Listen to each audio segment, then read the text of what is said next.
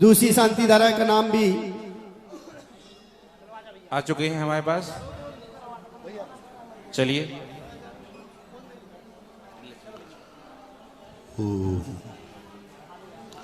ओम ह्रीं श्रीं क्लीं ऐं अरहं वं मं हं शं तं पं वं वं मं मम हम हं शं शं तं तं पं पं झं झं झीं झीं छीं छीं द्रां द्रां द्रीं द्रीं द्रावय द्रावय नमोर्हते भगवते श्रीमते ओम ह्रीं क्रों अभिषेकारकस्य पापम खंडय खंडय जय जय दह दह पच पच पाचय पाचय ओम नमो हम झम झीम छीम हम सम जम बम रा याशा छाम छीम छूम छेम छेम छौम छम छाछ भीम राम ह्रीम ह्रूम ह्रैम ह्रैम ह्रौम ह्रम रा द्राम द्रीम द्रावय द्रावय नमोर्हते भगवते श्रीमते ठाठा श्रेष्ठी श्री समस्त धारा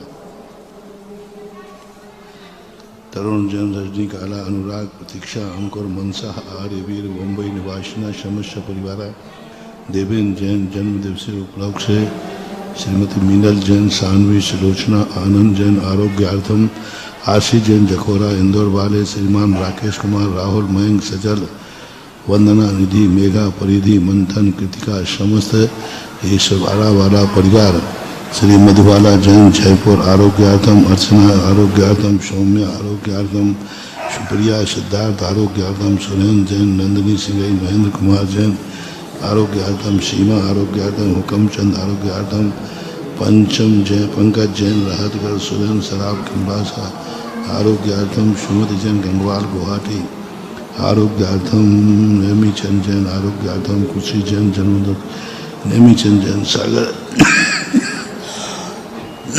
आरोग्यार्थम सुनील वास्तव इंदौर आरोग्यार्थम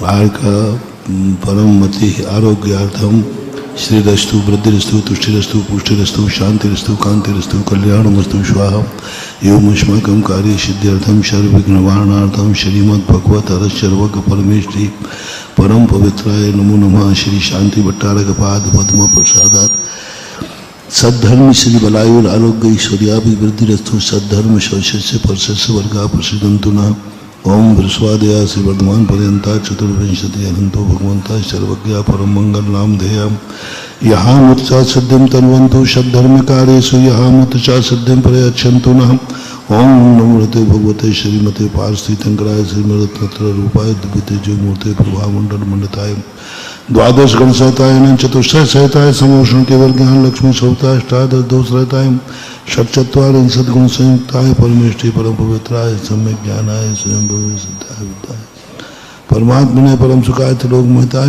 संसार चक्रवर्णानंद ज्ञान दर्शन वीर सुखात पदाय त्रिलोक शंकराय सद्ज्ञानाय सद्ब्रह्मणे विरत प्रणाम मंडल मंडिताय ऋषि आदिका श्रावक साविका प्रमुख चतु संगो सर्वनाशनाय घाती कर्म शंकराय भवाय सृष्टि श्री समस्त शांति धारा कत्रिनाम व्याधिं घिनन्तु श्री जनाभिषेक पूजन प्रसाद सर्व सेवकानां सर्वदोषो लोक भय पीड़ा विनाशनम भवतु ओम नमोते प्रक्षिणाशे दोषकृमसाय दिव्यतेजो मूर्ते नमः श्री शांतिनाथाय शांति कराय सर्वविघ्न प्रनाशनाय सर्वरोगा प्रतुनाशनाय सर्वपर्क शत्रुपुत्र विनाशनाय सर्वार्ष शांति कराय ओम राम ह्रीं ह्रूं ह्रौं ह्रम ह्रा उषा नमः सर्वविघ्न शांतिम कुरु कुरु तुष्टिम पुष्टिम कुरु कुरु स्वाहा अभिषेक कारकस्य कामम छंदंद भिन्द रति कामम वली कामम चिंचने बिंदे चिंचने बिंदे अग्नि वायु भयम चिंचने बिंदे शत्रुघ्नम चिंचने बिंदे सर्वशुधान वृक्षता गुणपत्र पुष्पलमारम सर्वराष्ट्रमारम सर्वकुरु बेताल साग्नि डाग्नि भयानी सर्ववेदनीयम सर्वमोहिनीयम सर्वापशमारम अशुभ कर्म जन दुखानी दुष्टजन कृतान मंत्र तंत्र दुष्टि मुष्टि छल शब्द दोषान सर्व दुष्ट देव दानव वीर नरनाथ संयोगिनी कर दोषान सर्वाष्टकुनि नाग सर्व स्थावर जंगम ऋषिक सर्पादि कर दोषान सर्व सिंहाष्टापदादि कर दोषान मानव चाटन उद्देशन मनोज करना दोषान ओम ह्रीं अस्मभ्यम चक्र विक्रम सत्य जोर शांति गुरु सर्व जीवानंदनम जनानंदनम भव्यानंदनम गोकुलानंदनम सर्वराजानंदनम सर्वग्राम नगर खेट करवट मुठम पत्थर दम सम्मानंदनम सर्वानंदनम यस्सुखम तश्लोकेषु व्याधि विसंवर्धनम अभयम क्षयम आरोग्यम स्वस्तिरस्तु विदीयते श्री शांतिरस्तु सर्वमस्तु जयस्तु आरोग्यमस्तु तुष्टिरस्तु पुष्टिरस्तु समृद्धिरस्तु तथास्तु सुखमस्तु तथास्तु। ओम अभिवृद्धिरस्तु। ओम ह्रीं श्रीं क्लीं ऐं रमस्याउषानाद्विद्यायै नमो। ओम ह्रीं श्रीं क्लीं ऐं रमस्याउषानाद्विद्यायै नमो। गुरु गुरु स्वाहा। आयुर्वल्ली विलासम सकल सुख परित्रागत्वा सुनल्पम धीरम वीरम शरीरम निरूपम उपनयत्वा विद्यम समृद्धिम। ओम ह्रीं श्रीं क्लीं ऐं रमस्याउषानाद्विद्यायै नमो। राम जप शांतिम आयुर्वल्ली विलासम सकल सुख परित्रागत्वा सुनल्पम धीरम वीरम शरीरम निरूपम उपनयत्वा तनुत्कृतम सिद्धिम वृद्धिम समृद्धिम ईश्वर दुचय प्रतापम कांतिम शांतिम समाधिम वितरत चित्त शांतिम कांतिम शांतिम समाधिम वितरत चित्तम शांति धारा पूज्यकानां प्रतिपालिकानां यतीन्द्र सामान्य तपोधनानां देशस्य राष्ट्रस्य पुरोस्य राज्ञ करोतु शांतिं भगवान् जिनेन्द्र करोतु शांतिं भगवान् जिनेन्द्र। ओम ह्रीं अष्प्रातिहार मध्ये छत्रत्रयं स्थापयामि। ओम ह्रीं अष्प्रातिहार मध्ये छवरद्वयं स्थापयामि। ओम ह्रीं अभिषेकान्ते विश्वादि वीरान्तेभ्यो अर्घ्यं निर्वापयामि। चल मार्जन कर देंगे भगवान का। आज हमारे बीच में ही वहीं रहो भैया, सब लोग बैठे रहो, कोई भी नहीं उठेगा वहां से, कोई मंच पे नहीं आएंगे। आज हमारे बीच में ही बेगमगंज से पधारे हैं जिन्होंने 5 लाख रुपए का कलश विराजमान किया था, वो आज राशि लेकर के आए हैं और पूज्यवर के पाद प्रक्षालन करने का सौभाग्य प्राप्त कर रहे हैं। और हमारे शांति धारा के पुण्यार्थ प्रक्षालन करके पूज्यवर के पाद प्रक्षालन करके अपने गंधोदक मस्तिष्क पे लगाएंगे। चलिए सिर्फ शांति धारा करने वाले जाएंगे भैया, पूरी पब्लिक नहीं बीएस जाएगी। परिवार बेगमगंज को निकलने का रास्ता दे भैया। पुजारी लोग आप लोग थोड़ा सा दूर हो जाए। बेगमगंज परिवार, बीएस जैन बेगमगंज परिवार आ जाए। जिन्होंने अरे वो शांति धारा वालों को तो भैया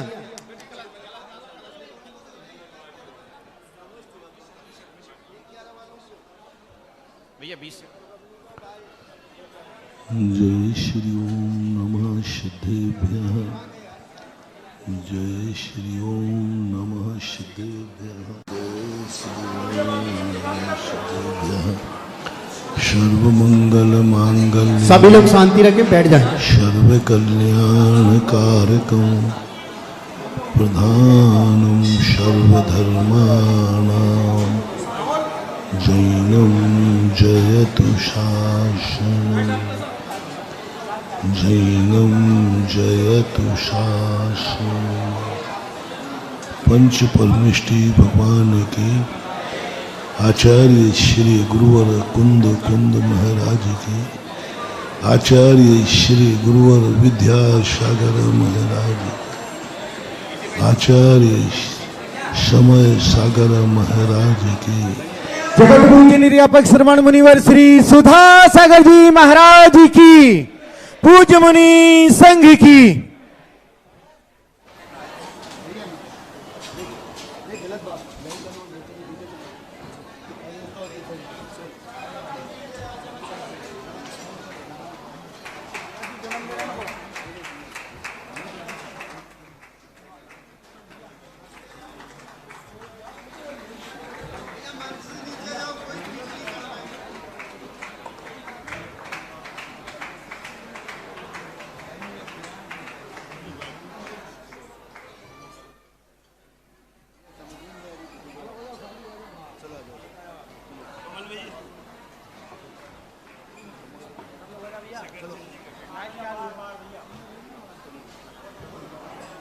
चलें गंदुदक बंद करें भाई, ये गंदुदक देने वाले।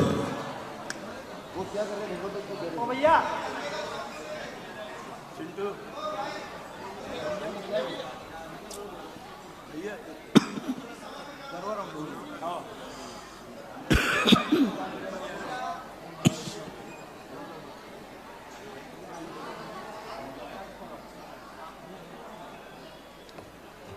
ऊंचाई तक पहुंचने के पहले सभी लोग शांति से बैठ जाएंगे। पूज्यवर के प्रवचन चालू हो गए।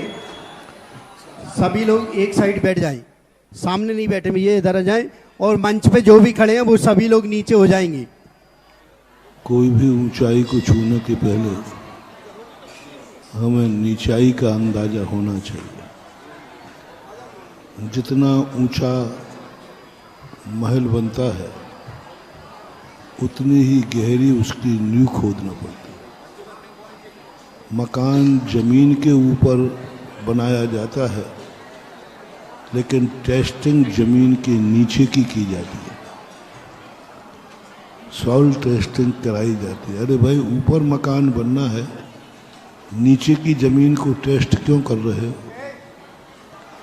नीचे की जमीन की क्षमता को ही ऊपर के महल का निर्णायक होती है। ऐसा ही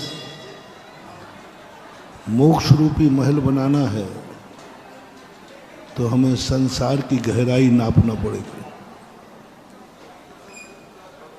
यदि हम अच्छे बनना चाहते हैं, अच्छाइयाँ जानना चाहते हैं, तो हमें ये भी लिखना पड़ेगा तुम बुराइयों को कितना जानते हो, बुराई के संबंध में कितना जानते हो। 2 दिन से अपन इस बात को समझ रहे हैं। हम बुराइयों से दूर भाग रहे हैं। दूर भागना है, लेकिन समझ के भागना है, डर के नहीं भागना। हमें समझना है उन बुराइयों को। जो बुराई हमारी जिंदगी में नहीं है उसका ज्ञान हमें जरूर होना चाहिए। जिस रास्ते पर हमें चलना नहीं है उस रास्ते का ज्ञान जरूर होना चाहिए। अक्सर कर हमारी नीयत है कि हम जिस रास्ते पर चलते हैं उसी का पता रखते हैं, लेकिन हमें उन रास्तों का भी पता होना चाहिए जो रास्ते हमें नहीं चल रहा है, जहाँ हमें नहीं जाना, पर हमारे ज्ञान में होना चाहिए कि ये रास्ता वह है जिस पर मुझे चलना नहीं है। ऐसा नास्तिक कथन, ऐसा निषेधात्मक वस्तु के जो अंदर स्वभाव बैठा है उसको हमें समझना है। हमें सम्यक दर्शन क्यों नहीं हो पा रहा है? उसकी मूल कमी है कि हम मिथ्या दर्शन को नहीं जानते। मिथ्या हम करते तो हैं, मिथ्या दृष्टि हम हैं तो सही, लेकिन हमें मिथ्या संबंधी कोई ज्ञान नहीं है। अनादिकाल से अपनी आत्मा मिथ्या दृष्टि रही, लेकिन कभी उसने अपने आप को मिथ्या दृष्टि नहीं माना, क्योंकि उसके अनुभव में नहीं आया कि मिथ्यात क्या है। उसको तो यही समझ रहा है जो मैं कर रहा हूं यही सम्यक है। इसलिए हमें मिथ्यात को समझना है, सम्यक को बाद में समझेंगे।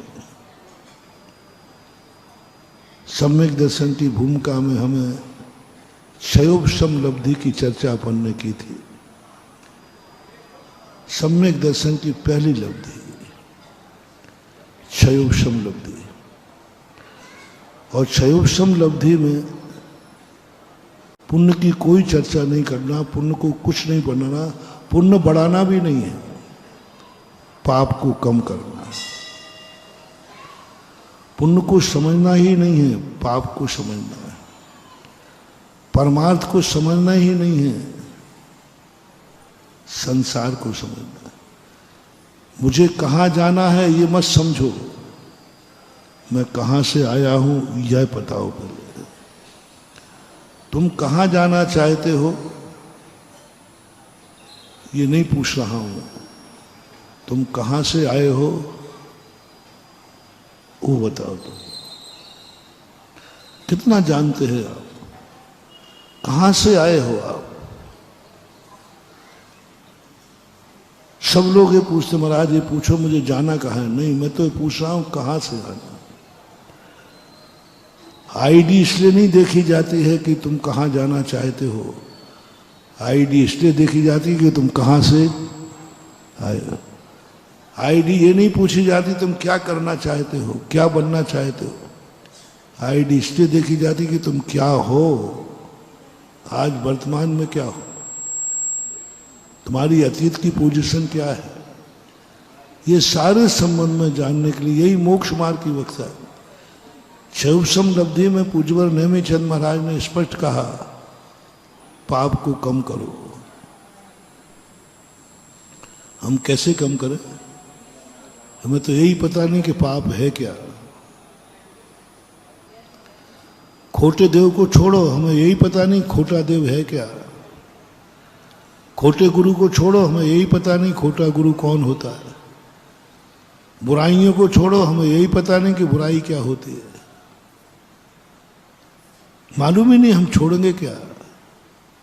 इसलिए कल हमने कहा था सम्यक दर्शन को प्राप्त करने के पहले सबसे पहले शास्त्र पढ़ो, पाप को समझने के लिए। सम्यक दर्शन के 6 कारण होते हैं उत्पत्ति के।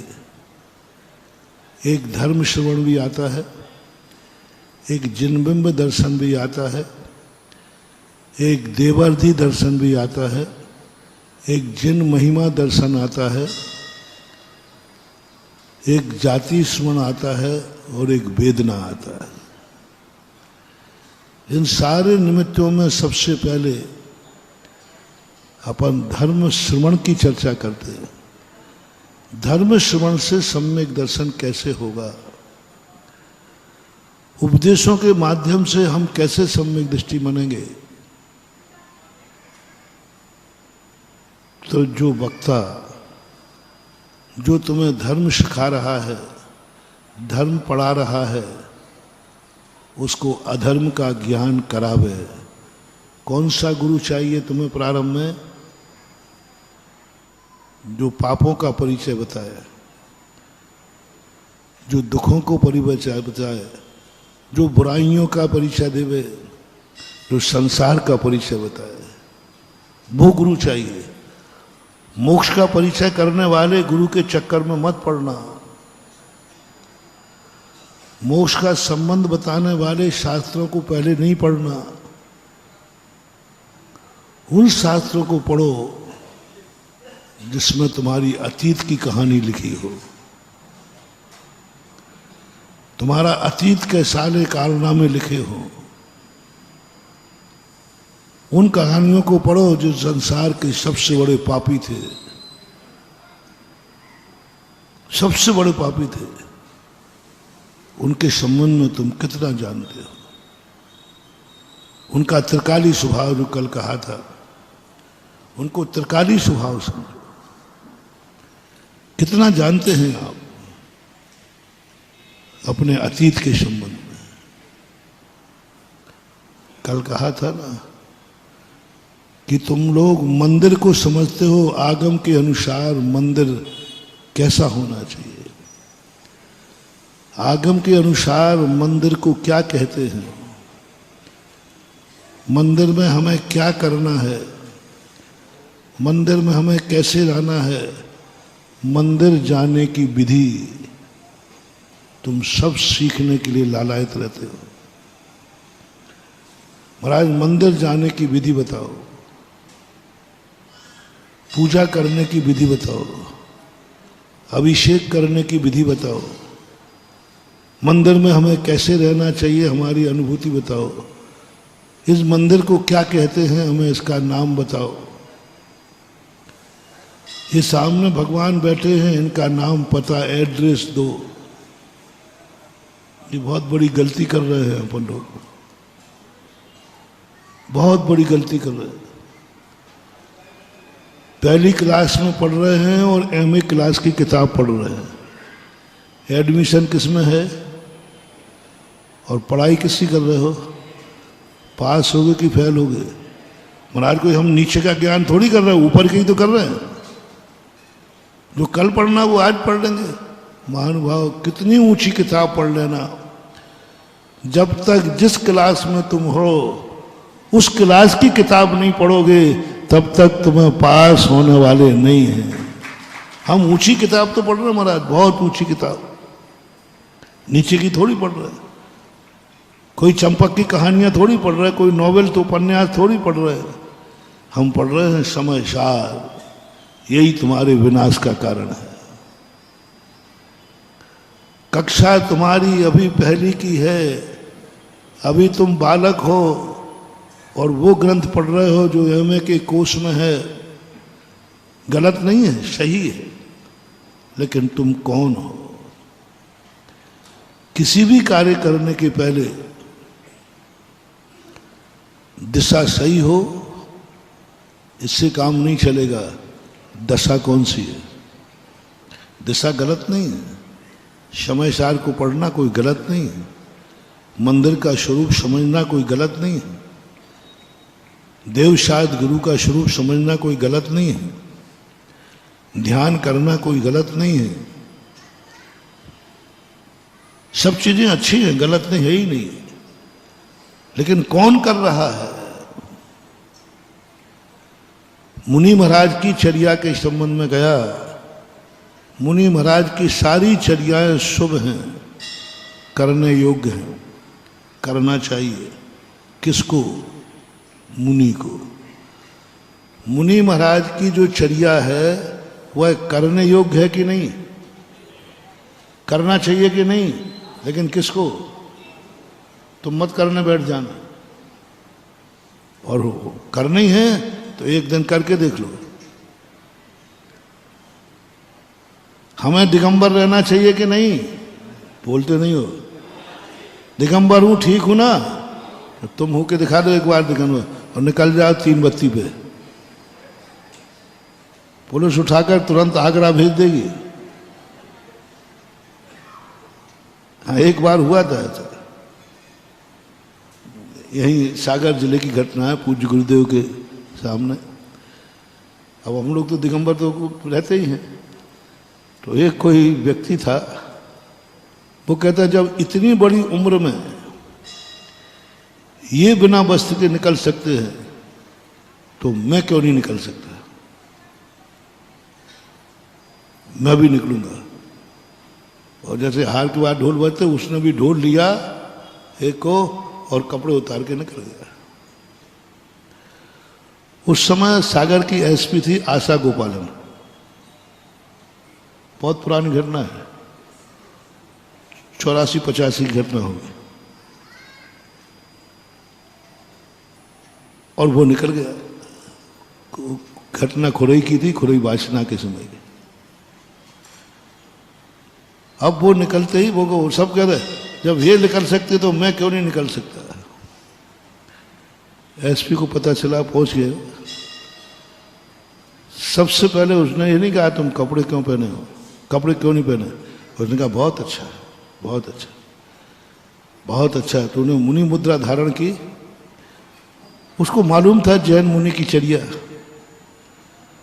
तो सबसे पहले तो उसने कहा कि जैन मुनि नग्न होने के पहले केशवंच करता है।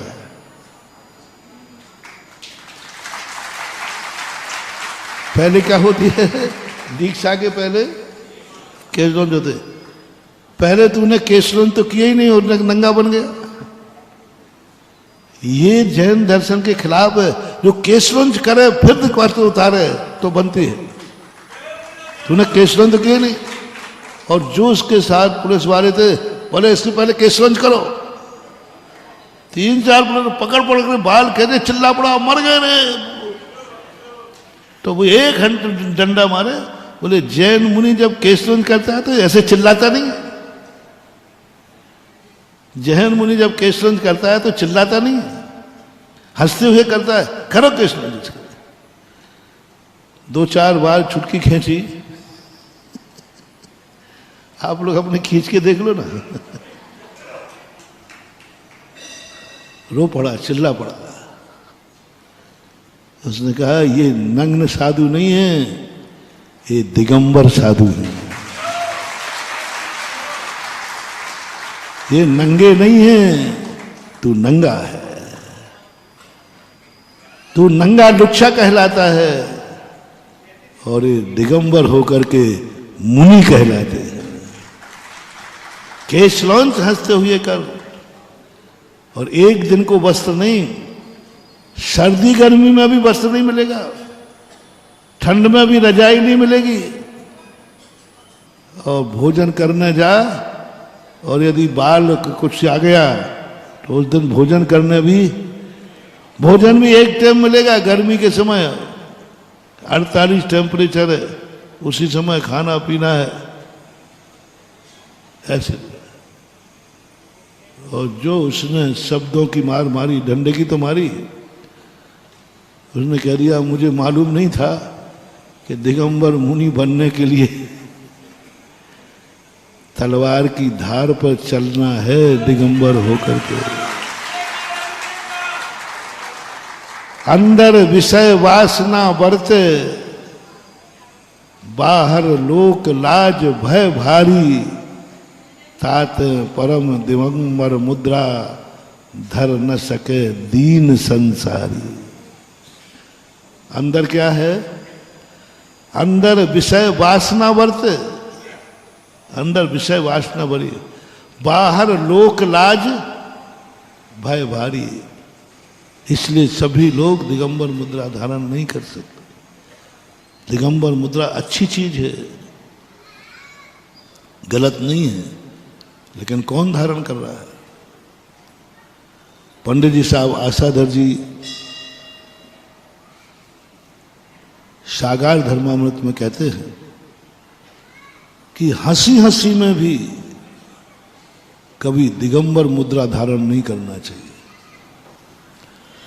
दिगंबर मुनि की चर्या का प्रदर्शन नहीं करना, हंसी हंसी में भी नहीं करना चाहिए। दिगंबर मुद्रा का, दिगंबर रूप का, दिगंबर होकर के, ग्रस्त होकर के दिगंबर मुनि का चर्या करता है, जैन आगम में निषेध है। एक बार हमने, कुछ हीरो लोग थे फिल्मी दुनिया के, वो लोग दर्शन करने ऐसे ही आए, तो मैंने कहा कि भाई आप लोग दिगंबर कथाओं के ऊपर पिक्चर क्यों नहीं बनाते? सभी धर्मों की कथाओं पर बनाते हो, जैन धर्म में क्यों नहीं? आपके लिए कथाओं में खूब प्रसंग है, जो आप मटेरियल चाहते हो वो जैन कथाओं में है, सब मिलेगा। बोले महाराज जी बहुत ज्यादा, अन्य दर्शनकारों की अपेक्षा सबसे ज्यादा अच्छी पिक्चर जैन कथाओं पर बन सकती है। उन्होंने कह सकते इतना मटेरियल तो कहीं अन्य कथाओं में मिलता ही नहीं है। खलनायक, हीरो, उसकी दुर्दशा, राग रंग की बातें, नाच गान की बातें, भोग विलासिता की बातें हर कथा के साथ भरी हुई है। तो मैंने कि फिर जब तुम्हें मालूम है तो आप जैन कथा पर पिक्चर क्यों नहीं बनाते? उन्होंने कहा महाराज जी बुरा मत मानना, इस पिक्चर बनाने में आप बाधक हो। मैंने कहा भैया मैं तो कह ही रहा हूं। बोले आप ही अकेले नहीं, आपकी जितनी कथाएं हैं उसमें कोई ना कोई बीच में मुनि आके टपक जाते हैं।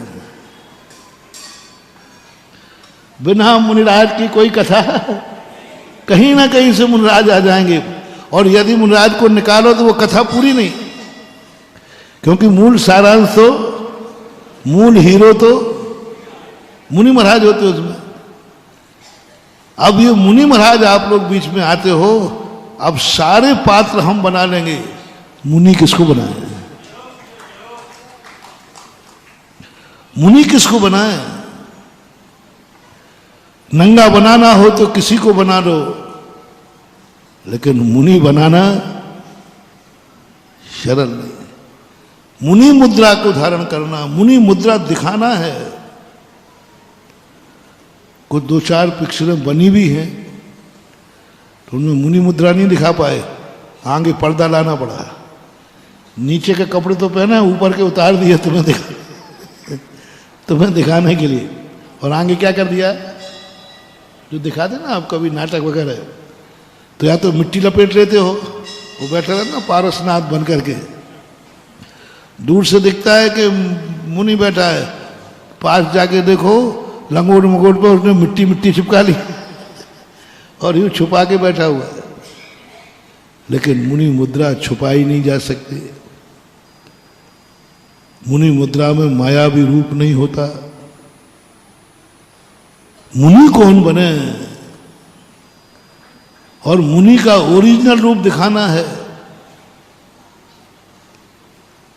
ओरिजिनल रामचंद्र जी का वो रूप था, दिखा दिया। वो ग्रस्त अवस्था में थे, रोए तो रोते हुए दिखा दिया, सोए तो सोते हुए दिखा दिया।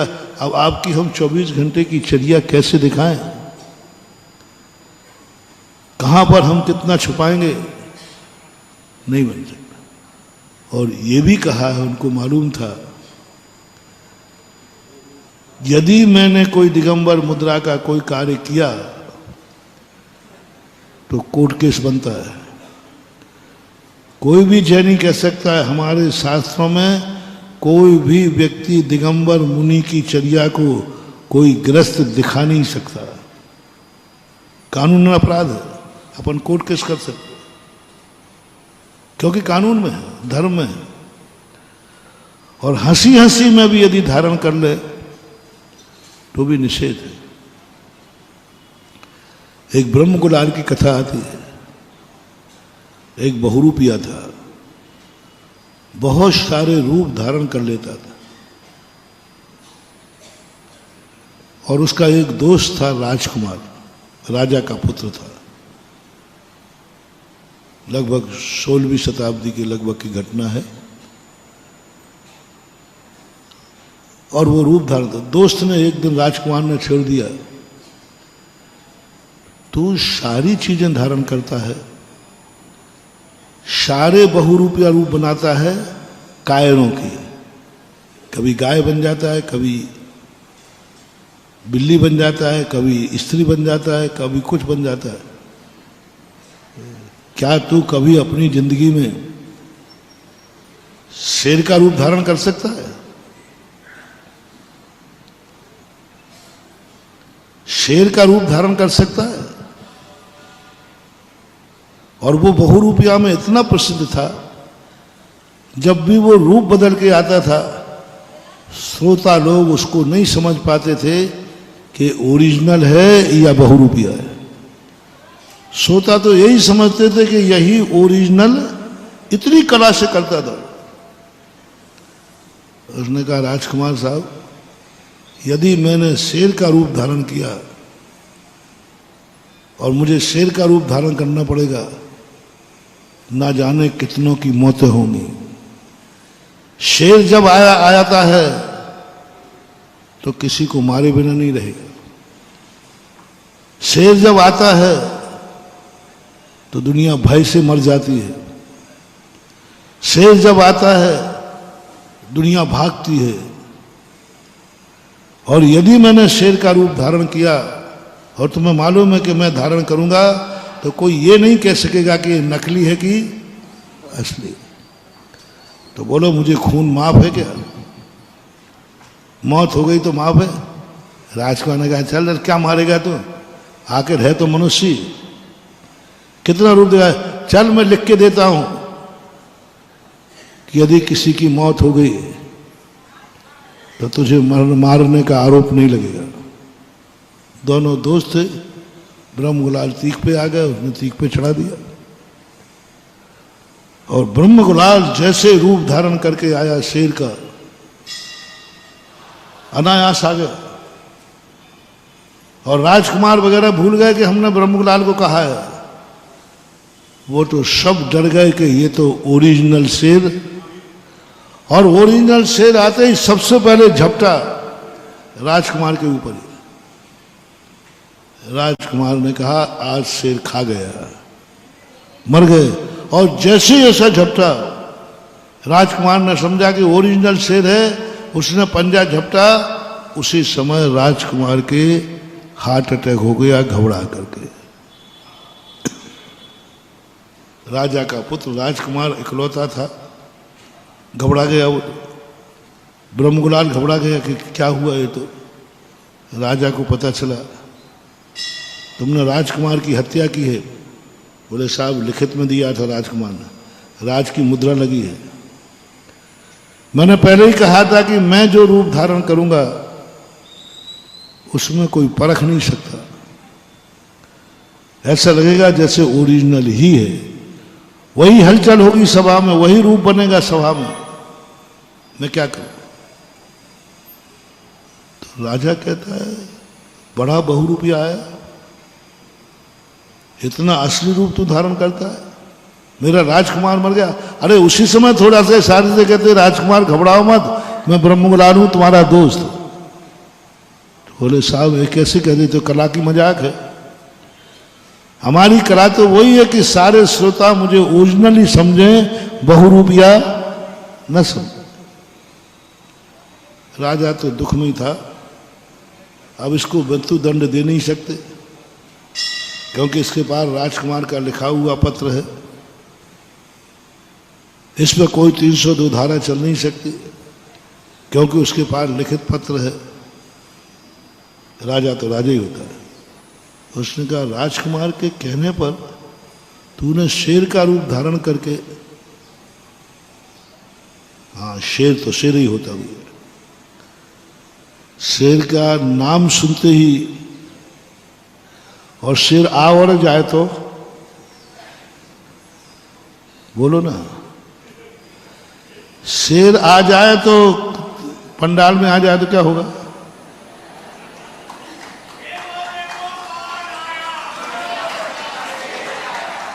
ओरिजिनल पंडाल में शेर आ जाए तो क्या होगा, तुम लोग बताओ पहले। सब भाग जाओगे नहीं? तो मुझे भी डाउट है कहीं मैं भी भाग जाऊं। छुला जी तो भाग जाएंगे। शेर आ गया ओरिजिनल। भैया देखो सही सही बता दो, तुम कितने ही शेर कहो, ओरिजिनल शेर आ जाएगा तो मैं भी भाग जाऊंगा।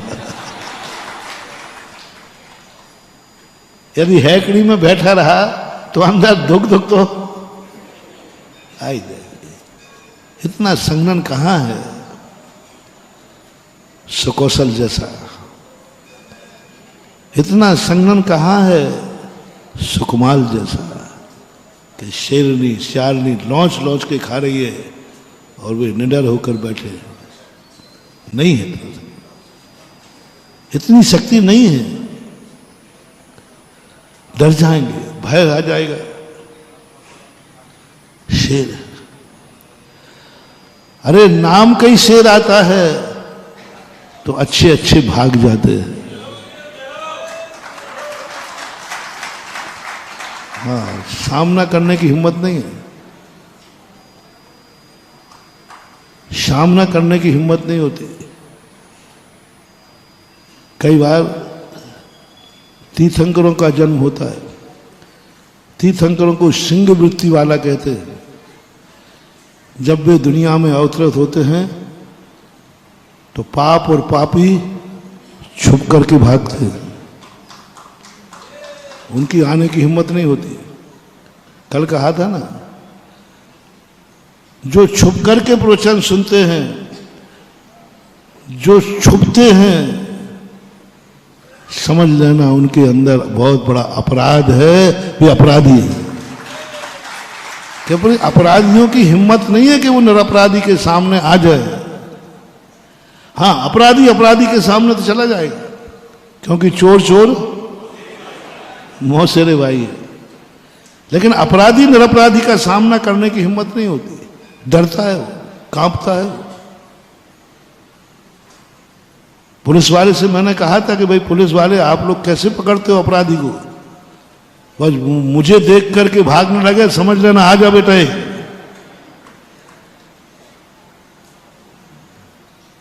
तुम्हें किससे डर लग रहा है? पुलिस तुम्हारी रक्षक है, पुलिस तुम्हारी रक्षक है, उससे डरा नहीं जाता, बल्कि पुलिस के आते ही व्यक्ति निडर हो जाता। अब कोई डर, यही है ना। यदि तुम्हारे हम चारों तरफ पुलिस आ जाए तो तुम निडर होते हो कि डरते हो? निडर होते, भाई कोई बात नहीं, अब प्रोटोकॉल, पुलिस वाले ड्यूटी पर आ गए, क्योंकि वो रक्षक हैं। लेकिन उन्हीं पुलिस वालों के आने से कोई व्यक्ति डर रहा है,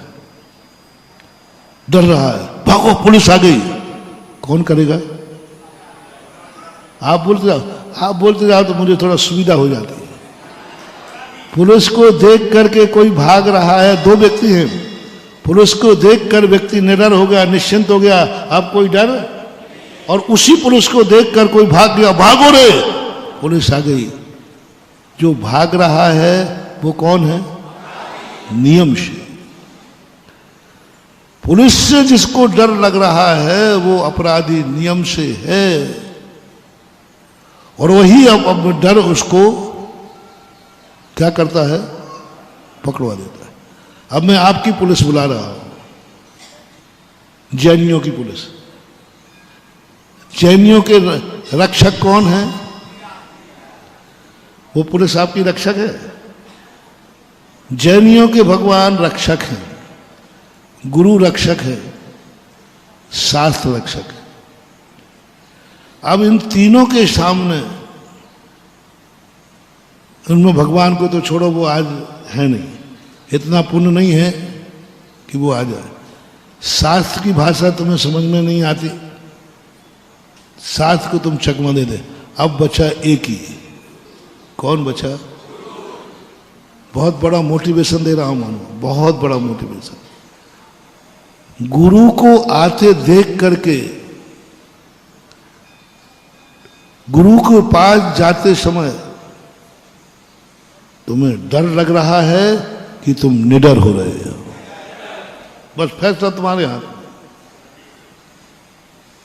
मां के पास दुनिया में डरने वाला बच्चा मां की गोदी पाते ही निडर हो जाता है। किसकी गोदी मिल गई? वो निडर हो गया। तुम अपनी अपनी नीयत देखो, तुम किससे डर रहे हो? शेयर करना, तुम कितने कितने पाप कार्य करते हो, बुरे कार्य करते हो, मैं हिसाब नहीं मांग रहा हूं, पूछूंगा भी नहीं। तुम जो भी कार्य कर रहे हो उसमें सबसे ज्यादा डर किसका लग रहा है?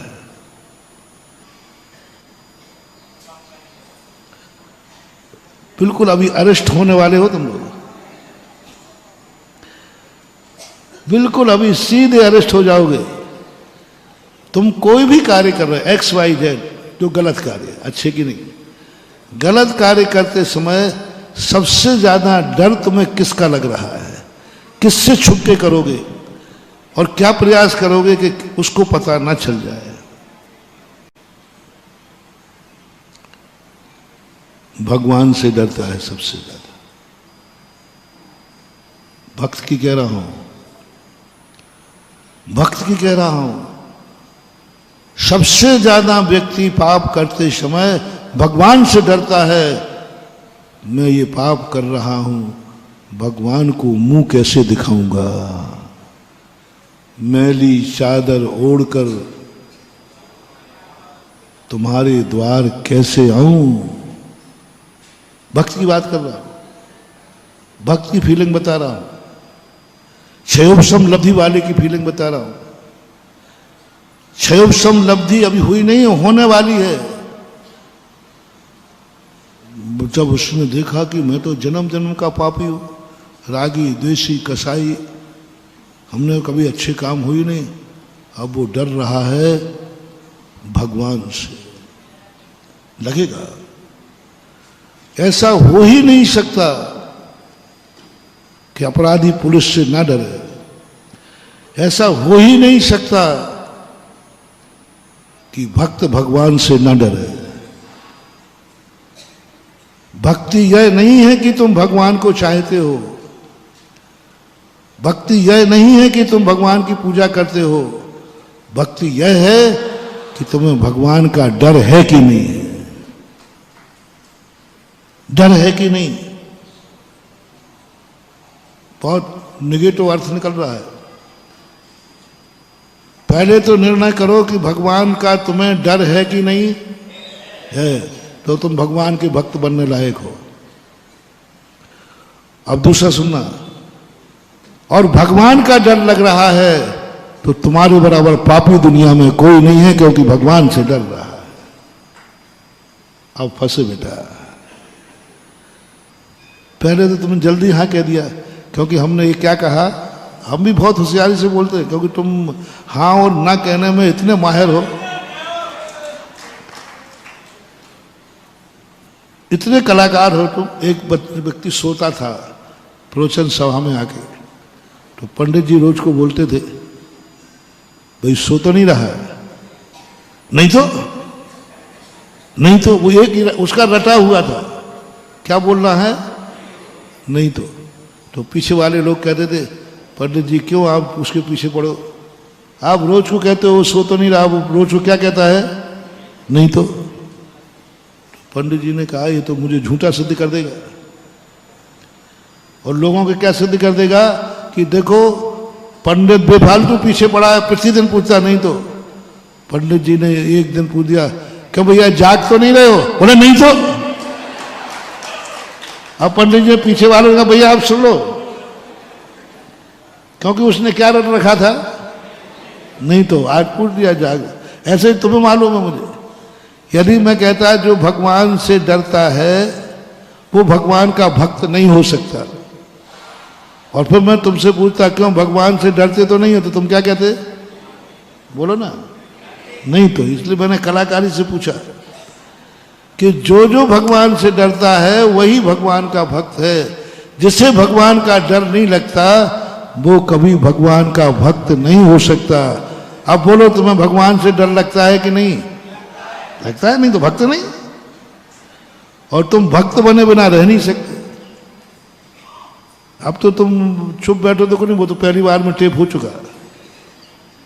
पहली बार में टेप क्या हो गया, हमें भक्त को संसार में सबसे ज्यादा डर किसका लगता है, भगवान का। मुझे भी शामिल कर लेना, लगता है बहुत डर लगता है। अब दूसरा लक्षण बना रहा हूं, जिसको भगवान से डर लगता है समझ लेना चाहिए वह सबसे बड़ा अपराधी है, पापी है। अब बताओ तुम कौन हो।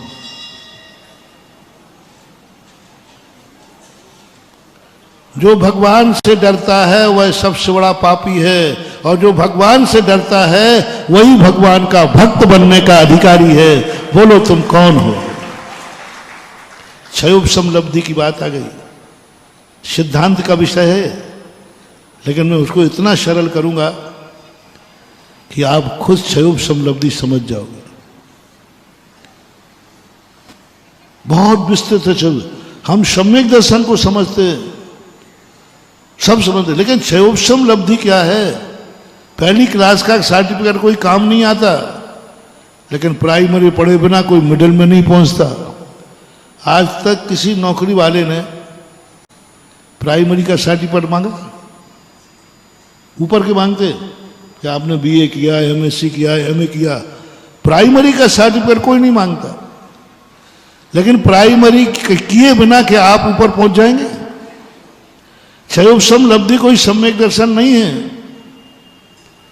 लेकिन क्षयोपशम लब्धि के बिना सम्यक दर्शन होने वाला नहीं है। तुम भगवान के भक्त जब ही हो जब भगवान से डरते हो। मोटिवेशन नोट करना, रिपीट कर रहा हूं, तुम भगवान के सही भक्त जब ही हो तुम भगवान से डरते हो, और जो भगवान से डरता है वो संसार का सबसे बड़ा पापी होता है, क्योंकि भगवान से डर रहा है। अपने रक्षक कौन है? भगवान। नहीं त्राता नहीं त्राता नहीं त्राता जगत रे भीतराग परो देवो उदोना। हे भगवान आप ही मेरे रक्षक हैं, रक्षक है। तो रक्षक को देखते ही निडर होना था कि डरना था? हमें तो डर लग रहा है। जैसे पुलिस आते ही जो साहूकार था उसको लगा अब कोई डर नहीं, पुलिस आ गई क्योंकि रक्षक आ गया। ऐसा ही तुम्हारा भगवान तुम्हारे साथ है, तुम्हारे पास है, 24 घंटे है। तुम्हें डर लग रहा है कि नहीं? डर लग रहा है। भक्त हमेशा भगवान से डरता है, बस दुनिया से उसे डर नहीं है, भगवान से डर। अपराधी निरपराधी से डरता है। एक समय की घटना है, मैं क्षुल्लक था। एक ऐसे वकील थे, नाम नहीं बता रहा हूं, स्थान भी नहीं बताऊंगा, चाहे भली वो सागरी हो, लेकिन नहीं बताऊंगा। एक वकील थे, उस दिन जिनकी पेशी पड़ती थी, उस दिन या तो अदालत में टेबल टूटेगी या उनका हाथ टूटेगा। वो हाथ पटकते ना जो, या तो उनका हाथ में चोट आएगी और या फिर जो टेबल पे वो सामने टेबल है वो टेबल टूटेगी। सबको मालूम था, बहुत वकील थे, मजिस्ट्रेट भी कांपता था। और अदालत में वे खड़े होते ही सब कहते थे भाई कटघरे की रिपेयरिंग कराने का खाती को बुला लो, या जो टेबल पे खड़े होंगे उसको। इतने भयानक थे वो, बहुत भयानक। मजिस्ट्रेट भी कांपता था। एक दिन उनके यहां चौका लगा, लाखी किताबें सारी कंठस्थ थी, वो कभी किताब लेके नहीं बैठे। पड़गाहन हुआ और मेरे ही पड़गाहन हुआ। मैं क्षुल्लक था उस समय। अब पहली बार तो पड़गाते ही समय मैं उन वकील को जानता था अच्छी तरह, उनकी बुलंदी जानता था, उनका ज्ञान जानता था। अब वो कलश लेके ऐसे कांप रहे हैं ऐसे, और गर्मी का समय है, तो मैंने समझा शायद उनको मलेरिया बुखार आ गया, क्योंकि मलेरिया बुखार में क्या है, कांपता है। और वो ऐसे कांप रहे। दूसरा बाजू में खड़ा उनके हाथ पकड़ा, अरे तुम कलसा गिरा दोगे, महाराज लौट जाएंगे अभी। और वो कांपने लगे जैसे तैसे।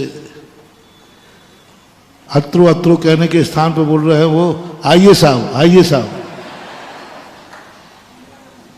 अब मैंने भी गौर से सुना कि सारे लोग तो अत्रो अत्रो बोल रहे हैं, उनको अत्रो अत्रो सुनकर भी नहीं आ रहा है। उन्होंने क्या कहा, आइए साहब, आइए साहब। साहब बोल रहे इस पर, और तुम कह रहे अत्रो महाराज नमोस्तु नमोस्तु, और वो आइए साहब, आइए साहब, नमस्ते साहब, नमस्ते साहब। एक स्वामी के स्थान पर नमस्ते बोल रहे हो। कायदा से मुझे लौट जाना चाहिए। मैंने कहा नहीं, ये जो भूल हो रही है ये बुद्धिपूर्वक नहीं है, ये डर के। और आज यदि मैं लौट गया तो मामला गड़बड़। मैंने भाव पक्ष देखकर, दूसरों को सही नवदा भक्ति देखकर चला गया। अंदर गया तो बैठक पड़ी थी बीच में, सोफा सेट, तो बस वही खड़े, आइए साहब बैठिए। इस पर हाथ दिखाए सोफा सेट पे। उनकी पत्नी कहती पागल हो गया हो क्या? महाराज जी इनकी बात मत आओ, ये तो पागल हैं, इनको तो अकल है ही नहीं कि महाराज को कहाँ बैठाना जाता है। हाँ महाराज जी, मन शुद्धि वचन शुद्धि भोजनशाला में प्रवेश कीजिए। मैंने कहा ठीक है, मियाँ बीवी के एक बोल रहा है तो चलता, आधी आधी एक तो सही होगा। मैं चला गया। पूरा सब कुछ करने के बाद, थाली दिखाने के बाद शुद्धि बोली। उनसे शुद्धि बोलते नहीं बन रही। 2 दिन से लटा रही हूं, पर्चा दिया था, अभी तक याद नहीं कर पाए, बोल नहीं पाए। वो जैसे बिल्कुल छोटे बालक को बुलवाते ना, बोलो मन शुद्धि, वचन शुद्धि, काय शुद्धि, एक एक करके बुलवा रहे। और एक गिलास देख करके पीछे ऐसे खड़े हो गए। बस मैंने 2-3 बार इशारा किया।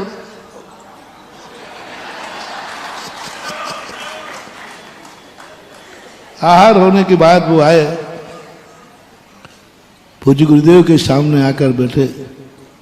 बोले महाराज आज हमें अपनी औकात पता चल गई है।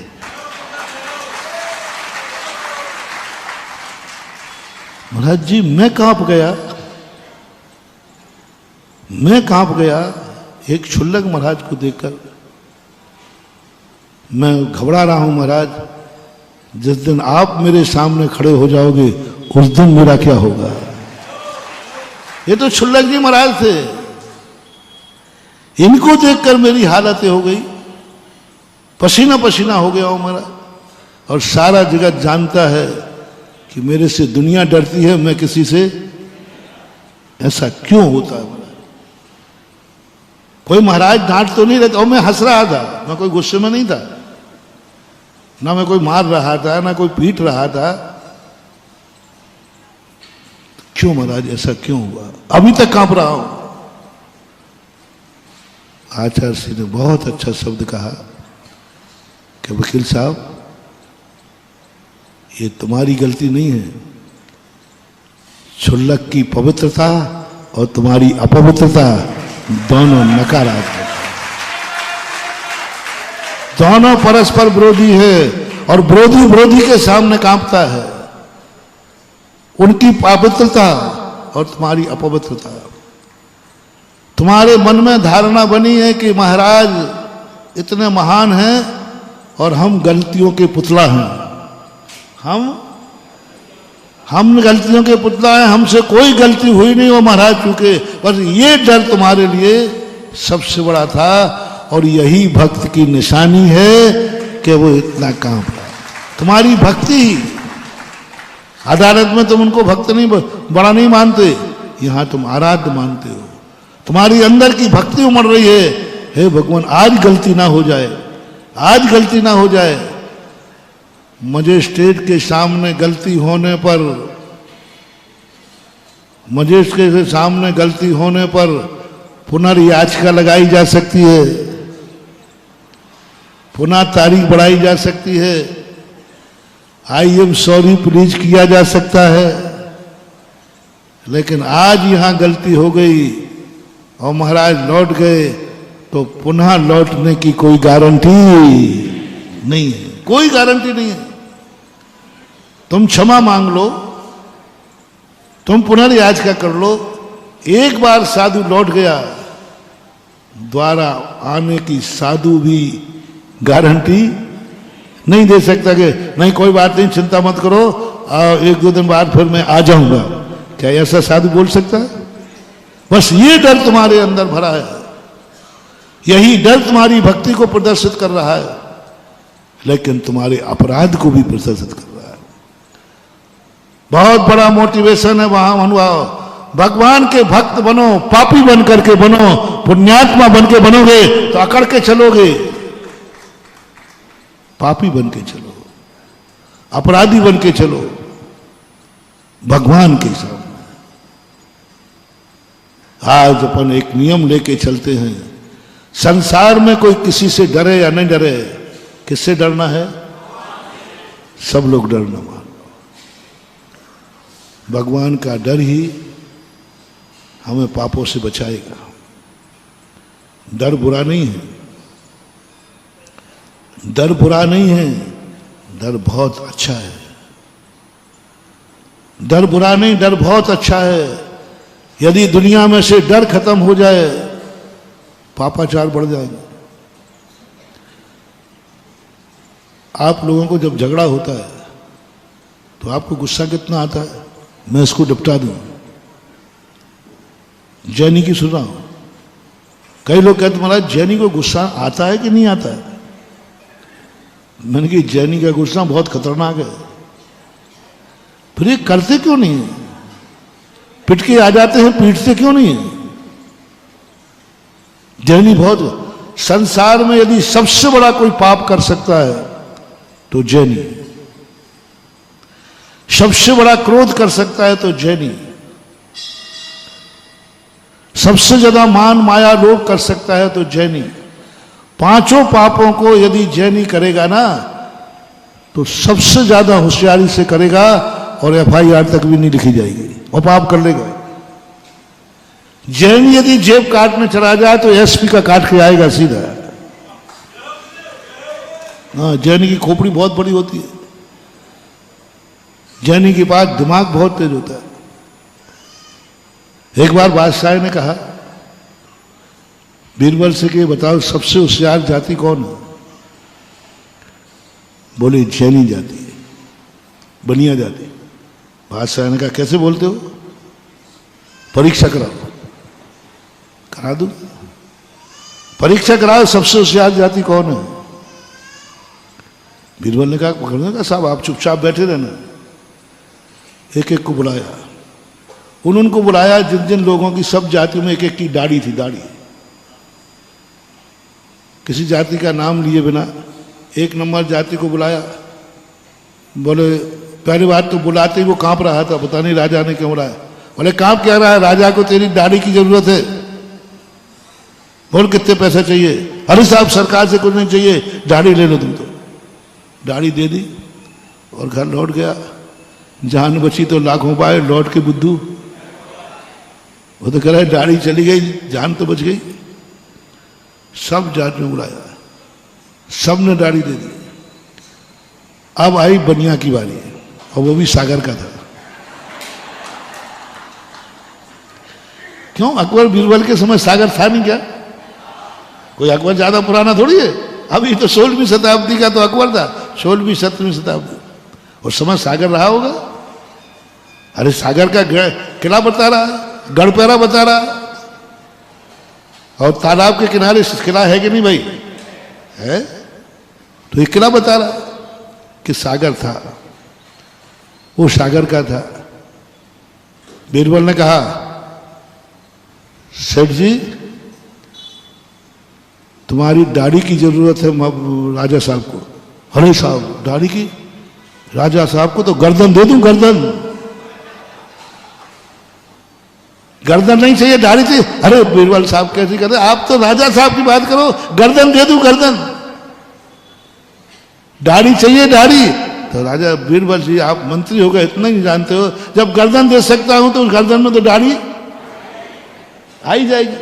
पर एक बार भी नहीं कहा हाँ दाढ़ी ले लो, गर्दन दे दो। अरे राजा साहब को तो गर्दन दे दो, प्राण निछावर हैं, क्या बात करते हो? अंत में कहा देखो दुनिया ज्यादा समय खराब मत करो, दाढ़ी चाहिए, दाढ़ी। बोल कितने में देगा? बोले बीरबल साहब बनिया के सामने पैसे की बात? सावधान, बनिया देता है, प्राण भी दे देता है, और जब बेचने की बारी आए तो एक एक बाल के करोड़ लगेंगे, एक एक बाल के। आप दाढ़ी मांग रहे थे इसलिए मैं गर्दन भी दे रहा था। बनिया गर्दन भी दे सकता है, प्राण भी दे सकता है। और जब व्यापार की बात आ जाए तो ध्यान रखना, फिर तो बाल गिनना पड़ेंगे कितने हैं, फिर उसके हिसाब से मांगा जाएगा। तो बोले हाँ मांग, कितना मांगना है, कितना मांगना है मांग। बोले सुनो साहब माल माल गिनने बैठेंगे तो बहुत टाइम लग जाएगा। ये दाढ़ी एक बार कटी थी जब मेरी मां मरी थी।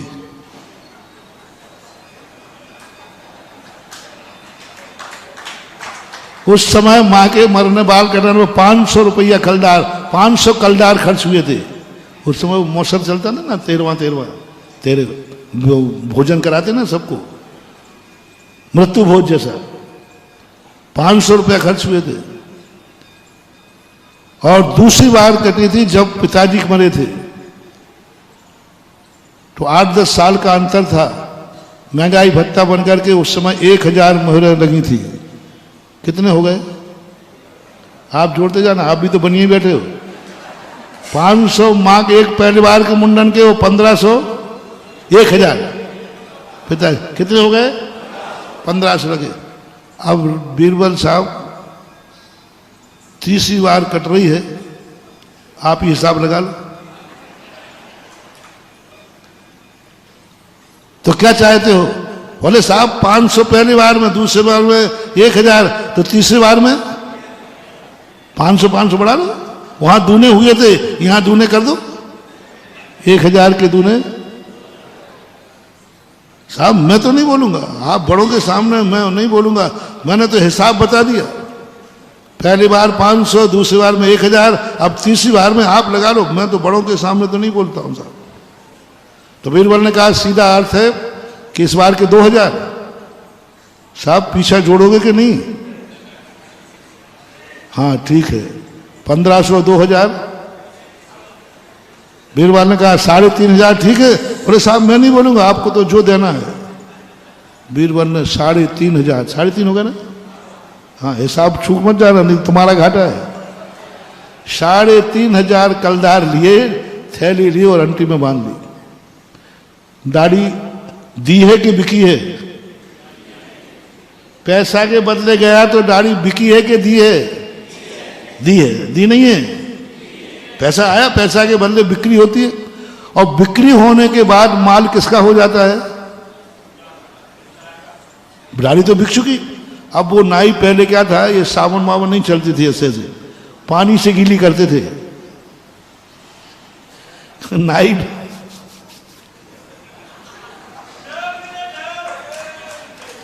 तो वो पानी से गीली करते थे, राज दरबार में बैठा। अब नाई ने जोर से हाथ रगड़ दिया, बनिया ने एक झापड़ मारा। बोले क्या समझ रखा है, बनिया की दाढ़ी है, राजा साहब की दाढ़ी हो गई है। तो ऐसे हाथ फिर रहा है जैसे बनिया की दाढ़ी हो। एक झापड़ मारा। बोले मालूम नहीं है 3500 मोहरों में अब ये दाढ़ी किसकी हो गई, और तू तो ऐसे हाथ फिर रहा है जैसे बनिया की दाढ़ी हो। एक जोर से झापड़ गया। नाई कहता है राजा साहब गर्दन काट दो, लेकिन इसकी दाढ़ी तो नहीं बनाऊंगा। गर्दन काट दो, जो करना करो, इसकी दाढ़ी तो नहीं बनाऊंगा, चाहे कुछ भी हो जाए। बीरबल ने कहा नहीं देख साहब, मैं क्षमा, राजा साहब, बीरबल साहब, आप कुछ भी कर लो, तुम्हें मारना तो मार डालो, लेकिन यहां की दाढ़ी तो नहीं बना। राजा साहब की गुस्सा आया, निकाल इस बनिया को बाहर, निकाल इस बनिया को बाहर। उसको बेचारे को मार, और जोर से इतना मारा था कि उसको चक्कर। निकाल इसको बाहर। बनिया उठा और चल गए। बीरबल कहते राजा साहब ये क्या किया आपने? 3500 मोहरे ले गया और दाढ़ी भी ले गया।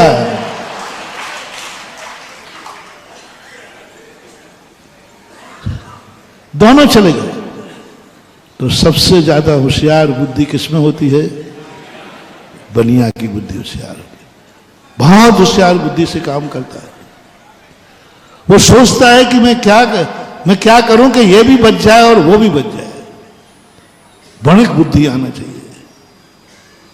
कितना बुद्धि का काम वहां है कि तुम्हारा रक्षक कौन है और तुम्हें उससे डरना है। और बनिया को जो मैं जिस बात पे अपन ने बीरबल की कहानी सुनाई, उसका अर्थ क्या था? क्या बनिया पाप करके नहीं जानता? क्या बनिया को क्रोध नहीं आता? आता, बहुत क्रोध आता। लेकिन पूछा गया कि क्रोध करता क्यों नहीं? मैंने कहा डर के कारण, इज्जत के कारण। मात्र एक डर है कानून का, पुलिस का, जेल का, क्योंकि वो अपनी जिंदगी से प्यार करता है और अपने परिवार से प्यार करता है। और यदि मैंने कोई अपराध कर लिया तो जेल जाना पड़ेगा, परिवार अनाथ हो जाएगा और मेरी इज्जत धूल में। इसलिए मात्र इतने मात्र भय के कारण कानून की धारा हटा दो। यदि एक धारा हटा दी जाए कि आज कोई किसी का मर्डर करेगा, कोई एफआईआर नहीं लिखी जाएगी, सबसे ज्यादा जैनी मर्डर करेंगे। बनिया, जैनी नहीं, बनिया, क्योंकि डरी उसी से रहा। आज दुनिया में जितने लोग शांति चल रही है, किसके कारण से? धर्म के कारण नहीं, भय के कारण। भय बिन प्रीत। जितने लोग पाप करने की भाव अंदर सजाए बैठे हैं, क्यों पाप नहीं कर रहे? सब लोग अपनी अपनी गिरेबान झांको। कौन सा पाप करने का तुम्हें भाव नहीं है? क्यों नहीं कर रहे हो? क्यों नहीं कर रहे हो? मात भय, मात भय, इज्जत का भय, लोक लाज का भय, भगवान का भय, गुरु का भय, मात इज्जत के कारण। यदि मैंने ये पाप कर लिया तो भगवान को क्या मुंह दिखाऊंगा? बोलो, है कि नहीं? यदि मैंने ये पाप कर लिया और कल जेल हो गया तो फिर क्या होगा? क्या होगा? पर वो कानून का डर, वो जेल का डर, वो सजा का डर व्यक्ति को अपराध से बचाता है, ये ध्यान रखना। इससे दुनिया में डर को खत्म नहीं करना महानुभाव, खत्म नहीं करना। एक बहुत बड़ा वैज्ञानिक भारत घूमने आया, लगभग 18वीं शताब्दी की घटना है। भारत घूमने के बाद जब वो अपने देश में लौटा, कितनी बड़ी बात कही। उन्होंने कहा, महानुभाव, भारत में इतनी अनियमितता है, इतनी अराजकता है, कोई कानून नहीं, ना उठने का, ना बैठने का, ना चलने का, ना बोलने, कुछ भी नहीं। सबसे ज्यादा विश्व में कानून की धज्जियां उड़ती हैं तो कहां? कोई कानून नाम की चीज ही नहीं, कोई व्यवस्था नहीं है। फिर भी विश्व में सबसे ज्यादा शांति भारत में है। व्यवस्था कोई है नहीं, कानून कोई है नहीं, कुछ भी नहीं है, सब ढर्रा चल रहा है। लेकिन सबसे बड़ी शांति भारत में है। भारत का हर व्यक्ति शांत है, हर व्यक्ति भारत का शांत है। विश्व में सबसे ज्यादा शांति का एक उदाहरण देता हूं तुम्हें, जो मैंने पेपर में पढ़ा था सर्वे बहुत पहले। विश्व में सबसे कम नींद की गोलियां बिकती हैं भारत में, विश्व की बता रहा हूं। सबसे ज्यादा नींद की गोलियां बिकती हैं अमेरिका में। नींद की दवाइयां सब, वहां बिना दवाई खाए बिना नींद, ये क्लिंटन का वक्तव्य था। और सबसे ज्यादा गोलियां नींद की बिकती है कम भारत में, और भारत में भी सबसे कम जैनियों में, क्योंकि भारत में सबसे दुनिया में कोई सस्ती चीज है। भारत में यदि कोई सबसे ज्यादा सस्ती चीज है तो उसका नाम है निद्रा। दो चार अब यहीं सो रहे होंगे।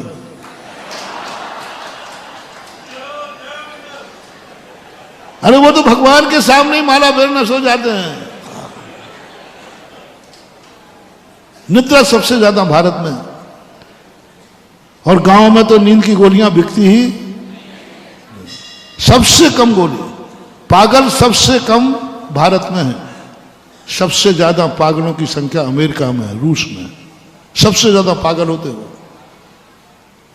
डिप्रेशन सबसे ज्यादा अमेरिका में, भारत में सबसे कम डिप्रेशन है।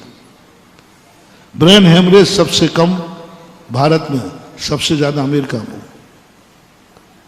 माइंड की जितनी भी चीजें हैं सबसे कम भारत में है, क्योंकि भारत में नींद है।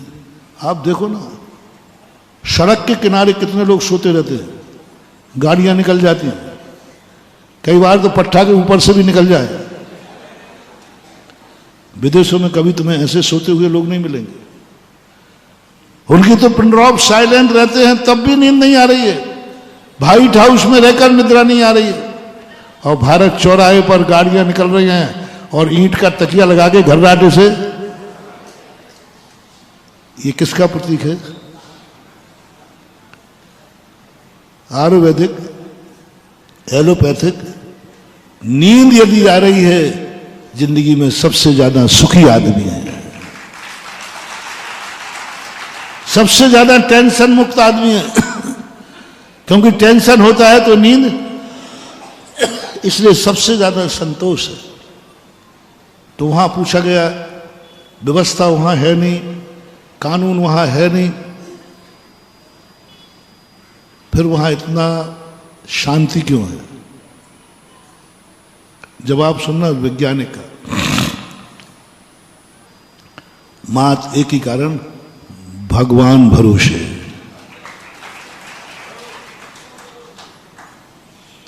दुनिया में किसी भी देश में घूमने के बाद पता नहीं चलता कि भगवान है कि नहीं, वहां यही पता चलता कि कानून है, पुलिस है, सरकार है। लेकिन भारत को घूमने के बाद हर व्यक्ति कहता है भगवान जरूर है, क्योंकि भारत भगवान भरोसे चलता है। कुछ नहीं, सब तरफ से बोलिए। और बस तो और भगवान का डर भारत के हर व्यक्ति के अंदर भरा है। उसी डर के कारण वो पाप नहीं करता है, उसी डर के कारण अराजकता नहीं है, उसी डर के कारण क्रोध को पी जाता है, क्रोध को पी जाता है कि भगवान को मुंह दिखाना है। मरने के बाद हर व्यक्ति को कहां जाना है? भगवान को मुंह दिखाना है। जन दर्शन को गौण करके अन्न दर्शन की बात कर रहा हूं। हर व्यक्ति को मालूम है कि मरने के बाद इस व्यक्ति को भगवान के सामने पेश किया जाता है, वो फिर कहते हैं कहां जाना है। तो पूरे भारत के जितने भी ईश्वर को मानने वाले हैं वो पाप इसलिए कम करते हैं, करते ही नहीं है, क्योंकि वो मरने के बाद भगवान को मुंह दिखाना है। और मैली चादर ओढ़कर तेरे दरवाजे कैसे आऊंगा,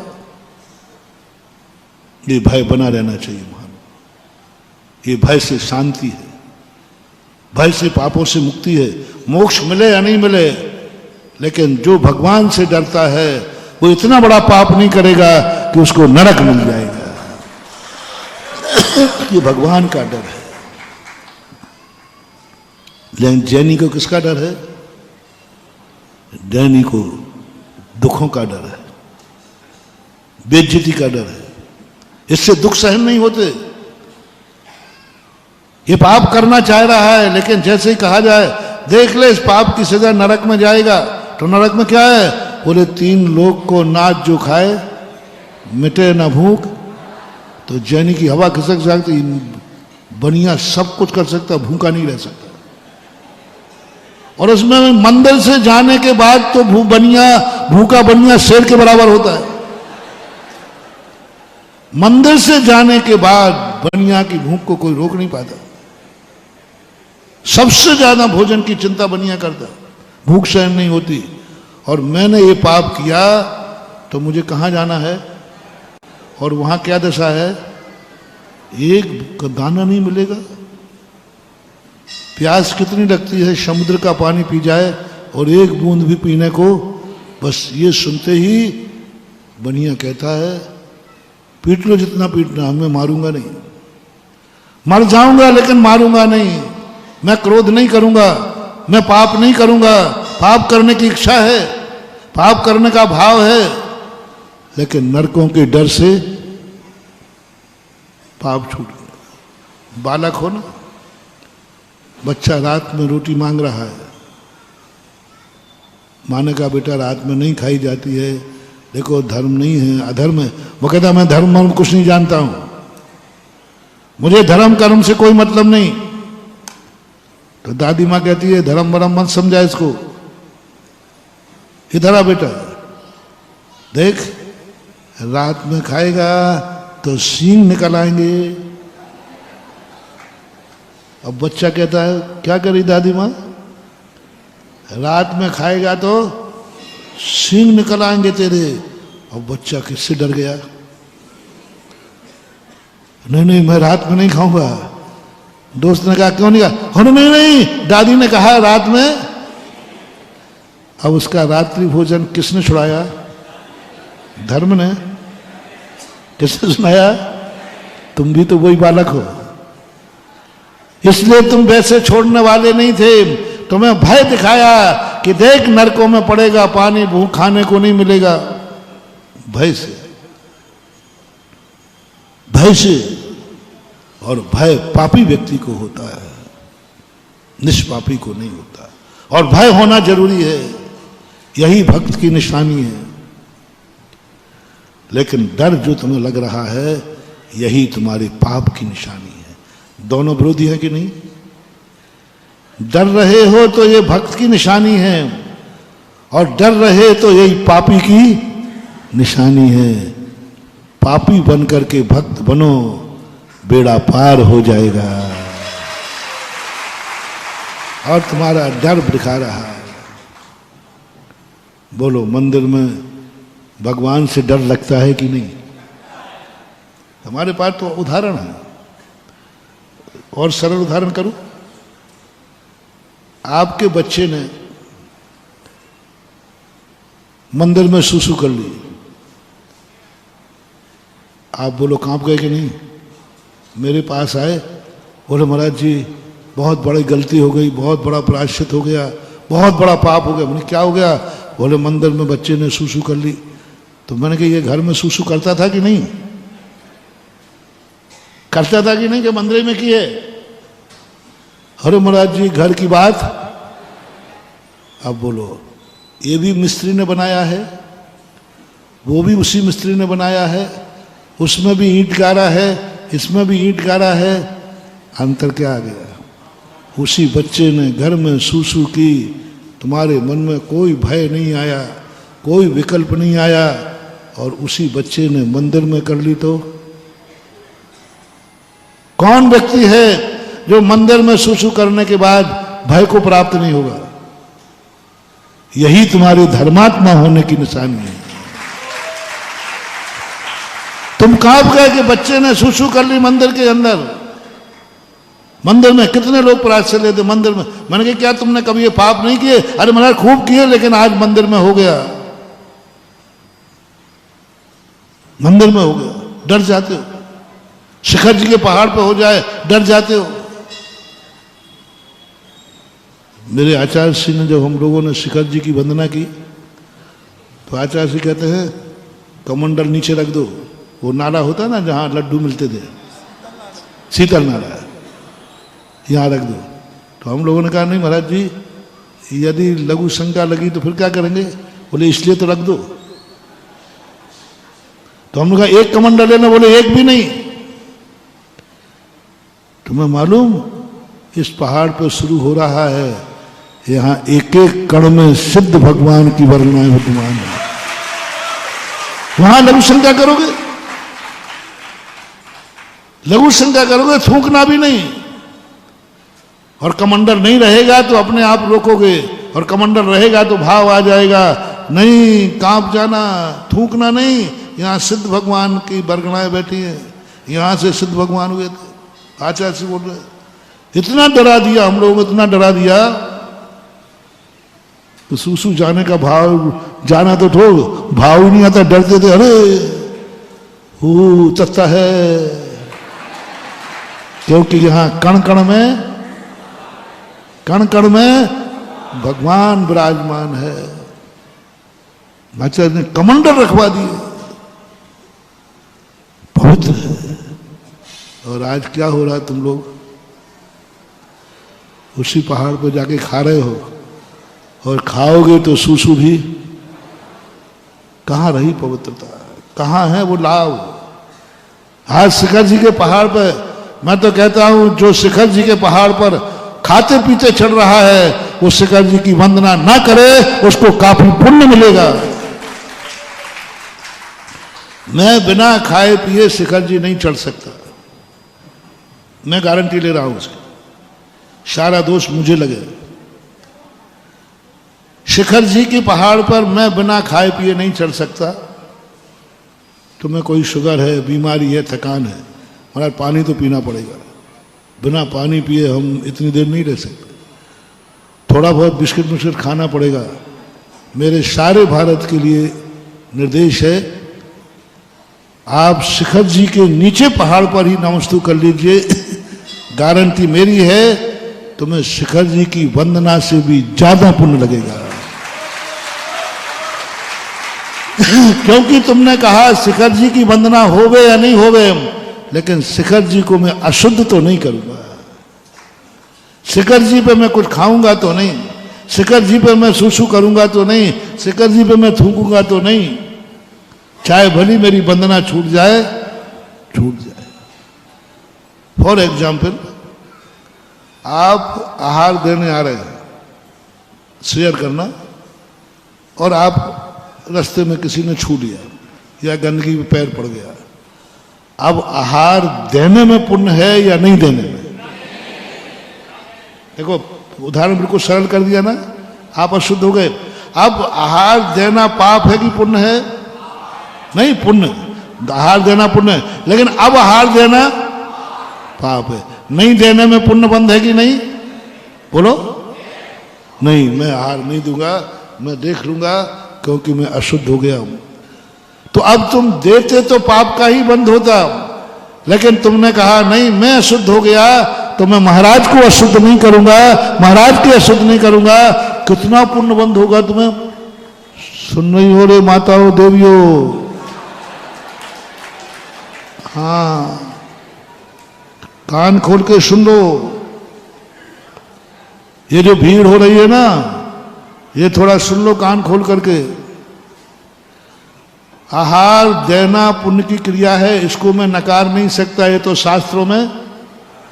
लेकिन अशुद्ध होने के बाद, छू जाने के बाद, शुद्धि बोले बिना किसी प्रकार तुम दे रहे हो तो तुम्हें इतना बड़ा पाप करेगा, लगेगा तुम तो अशुद्ध हुए ही हो, तुमने एक मुनिराज को अशुद्ध कर दिया, इस पाप को कहां काटोगे? बोलते हुए देते हो, चकड़दम करते हुए बोल रहे हो, और जब भी तुम्हारे मुंह से वचन निकलेगा, ऐसा हो ही नहीं सकता कि तुम्हारे मुख से थूक ना निकले। आप थोड़ा सा कागज लगा के देख लेना, बहुत धीरे से बोलना, तब भी कागज के ऊपर मुंह के छांटे। और आप सामान लिए हैं, दूध लिए हैं, सब्जी लिए हैं, और बोले जा रहे हैं, आपका थूक उस दूध में आ गया, सब्जी में आ गया, और वो तुमने महाराज को दे दिया। बोलो ये पाप कहां काटोगे? तुमने महाराज को अपना जूठा खिला दिया, जूठा नहीं थूक खिला दिया। बोलो और बोलो। और फिर कहोगे हमने तो जिंदगी भर आहार दिए, और वहां लिखेगा तूने जिंदगी भर पाप किया है। दिया क्या था और वहां क्या लिखा मिलेगा? पाप। तूने जिंदगी भर पाप किया है, मुनिराज को जूठा खिलाया है। सामान हाथ में लिए और मुंह चल रहा है। सोचो उस मुंह के चलाने का। बोलने से कोई मतलब नहीं है, लेकिन मुंह में से कल्पना करो महानुभाव, मुनिराज को तुमने कितनी शुद्धि से बनाया। अपने मुंह का थूक यदि मुनिराज के आहार में चला जाए, आप खुद न्याय करो, मैं नहीं बोल रहा हूं। बोलो इसका पाप, बोलो बोलो पाप। स्वयं का थूक निकलने के बाद स्वयं नहीं खाते हो। स्वयं का थूक बाहर निकलने के बाद कौन थूक कर चाट सकता है? बोलो। स्वयं का, दूसरे का नहीं कह रहा हूं। स्वयं का थूक बाहर आ जाए तो क्या तुम पुनः खा सकते हो? तुम्हारे मुंह से निकला हुआ थूक किसके आहार में चला गया? वह थूक जो स्वयं नहीं खा सकते, स्वयं का थूक, और वह थूक तुमने जाके महाराज के आहार में भेज दिया और महाराज को दे दिया।